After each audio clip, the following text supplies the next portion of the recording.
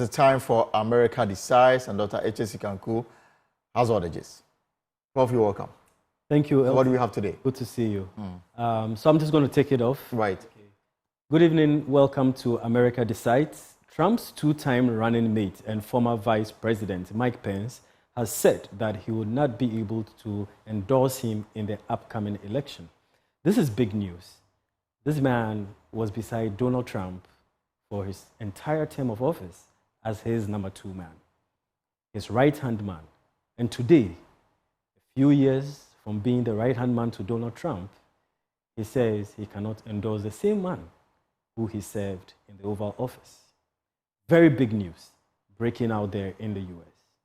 While acknowledging their differences, Mr. Pence indicated that January 6th was a major point of contention for both of them, Donald Trump and the nation, denouncing Trump for calling convicted January 6th rioters hostages. That was the kind of language he used.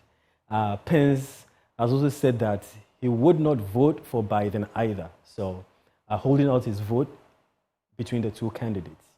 But that's not the only thing happening on that side of the world. There are a lot of legal issues going on. On the legal front, Trump has said that he has no money or he's not able to post bond for the recent convictions that he's had because no bonding company is willing to serve as a guarantor. Well, believe that or not, for the $46 million settlement, including his damages. So the fact of the matter is that as a condition for mounting this appeal, Trump needed to find a bonding company willing to guarantee payment of that lump sum of money to cover the damages should he lose the appeal. So he's still appealing this, but if he loses it, he got to pay that money. Well, so people have been asking a lot, what are the consequences? If Trump is unable to pay for these damages by Monday, March 25th, here's what will happen. The New York State has every right to move in to seize some of his assets in order to defray the debt. This is huge. For somebody who has predicated or premised his entire or a majority of his political capital or reputation on his business acumen, on his money, and on his billionaire status. This is a huge indictment on that particular reputation. And the Democrats are making hay of this. So these are the two things at the forefront. Former Vice President Mike Pence, Donald Trump's own VP, not wanting or not willing to endorse him, and the legal hurdles that Donald Trump himself is facing, and the problems he's having in posting that bond. So now that we've caught up with what is happening over there, we'll continue what we started last week, talking about some of the major issues that are dominating the elections or the politics.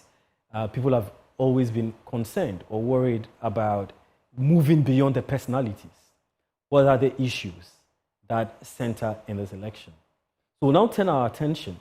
Some of those substantive issues are related to the upcoming election. There are issues about race, still, gender, sexism, and quite a number of issues. And we're on the ground. We had some interviews with experts on this subject, and we're bringing you those insights right away. So the first one was a question about, and this is something I've heard a lot from many Ghanaians, about why Donald Trump is so popular despite the many hurdles or challenges that he's supposed to face. So let's listen to the expert interview on Trump's attraction. People outside America want to understand. Why is it that Donald Trump is continuing to get a lot of traction despite the really degraded language he uses sometimes? Well, there's scholars written already dozens and dozens of books on this topic, and there are different theories about it. But I think the primary one is that he's capturing an alienation and an anger within the population. And even though you would think as someone who's reportedly wealthy that he would not do well with those who oftentimes struggle financially, but he brings that anger out, and it gives them a space they feel like they are being listened to, and he speaks to their grievances. And when you speak to their grievances, and there's been a lot done on the Trump voter, and before they were Trump voters, they were identified as Tea Party members, and back decades, but many of the historically rooted voters for Trump come from communities who are more rural. They come from communities that were, their generations date back to the enslavement periods, and many have historically felt alienated, and that all the attention was placed on richer people, and then when there's so much attention during the civil rights movement on uplifting African Americans and Black people and Latinx people, that they felt left out. And it's like, where's our programs that are going to bolster us? And there have been anti-poverty programs that have been designed to help more impoverished people, but oftentimes there is more attention on the historically marginalized. Some white poor people in the United States have not had as much attention paid to them. So that was Professor Sean Perry Giles. She's at the University of Maryland. But we also spoke to a Harvard professor who added a bit of insight into why this popularity is growing. Donald Trump's popularity explained. Why is he leading? So I think there are a couple of factors. Primarily, it's because he has an extremely loyal base of about 30% of the American electorate that is essentially unmovable. That's going to support him no matter what he says or does, or no matter what anybody else says or does. Probably, even if he's convicted of a crime, he'll still support him. No other candidate has that. Certainly not in the Republican primaries. So that alone, if you think about 30% of the public, is over half of the Republican electorate, the Republican primary electorate. So he has a built-in majority of the Republican primary electorate. And, that is really, fundamentally, you could say, the game was over before it started as a consequence. So that's important. When we get to the general election, why he's doing as well as he is, well, I think, there's been a lot of publicity around Joe Biden's age. And I think a lot of voters across parties are concerned about his age. I think some Democrats, especially younger progressive Democrats, are really upset about the Biden administration's policies around the war in Gaza right now. And I think that's reflected in recent polls to some extent. It's really early days in terms of the actual final election, so it's really hard to know whether the polls we're seeing right now will have very much meaning 6-8 months from now, because frankly, most people aren't paying that much attention to the election yet. The early polls tend not to be especially reliable. But in terms of why is Trump doing so well in the Republican primaries, he's basically taken ownership, essentially, of the majority of the Republican primary electorate. What makes him get that loyal base? What about him brings it up? So he was able to appeal, starting in 2015, when he came on the scene, to a group of voters who were disaffected with, racially progressive policies, with progressive immigration policies, feeling like, these policies were sort of leaving them behind. Rising income inequality didn't help this. The sort of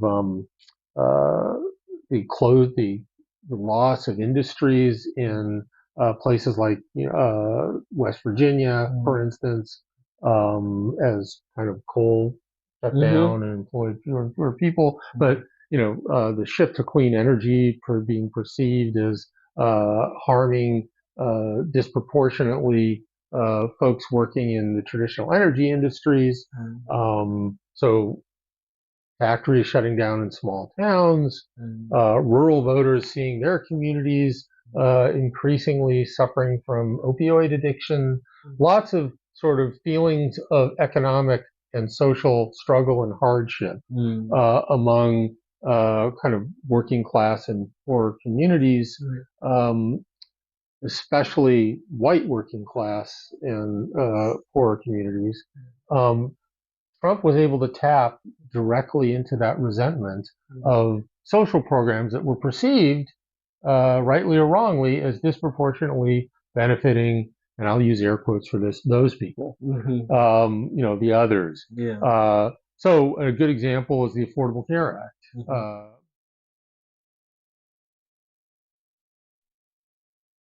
All right, so that was some explanation regarding why he is still popular despite the many challenges he's facing. But then there are also issues regarding females running for office, sexism, race and gender dynamics related to running for office. And there were some expert voices on female participation in politics. In the conversation about Nikki Haley and how she's trying to negotiate this particular race. And so I want to find out, do you think female participation, well, we in Ghana see America as a leading democracy, but I know you have your own challenges, and I want to find out, do you think female participation in American politics is problematic? It's a challenge, it's a problem? You mean women as political leaders? Yes, women as political leaders. Yes, absolutely. And we're a country that has never had a woman president, and, when Hillary Clinton won, she won the popular vote, but not the electoral college, which really is what matters. And then when that happened, then the response was, okay, we tried to elect a woman, that didn't work, so we want to make sure we nominate someone who will win. And that's how Joe Biden, was able to move up in 2020, even though there were 4 to 5 qualified women who were also running against him. That really didn't get traction. Yeah.